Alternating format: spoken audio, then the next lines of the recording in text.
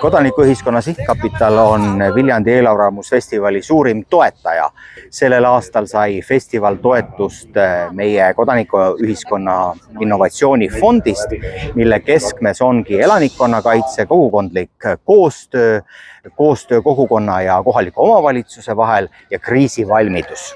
Ei, ma olen ise Tallinnast, aga Viljandi väga meeldib ja olen siin nagu suviti tihti, et mul on siin sõbrad ja... Mattias Rust. Kübar. Mina viin läbi sportmänge, et nii noored kui ka vanad, kõik on oodatud tulema ja proovige kätt. Eelarvamusfestivalid ma olen saanud seda, et inimesed on jälle tänaval, Tartu tänaval ja siin on teistmoodi kui on muidu ja mulle meeldib, et need kased on siin võiks olla rohkem rohelust ja rohkem inimesi Viljandisse, palun. Vaadake siia ja te näete sellist kohta, aega, ruumi ja inimesi tuleb kokku tuua.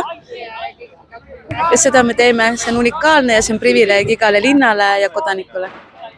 Mina olen festivalilt saanud peamiselt lastega aega veetasin, aga sain ka käia poole kõrvaga kuulamas paari vestlust ja mulle väga meeldis see, mida siis eakad ja noored koos rääkisid, et tuleb välja, et eakad ja noored ei peagi omavahel vastanduma.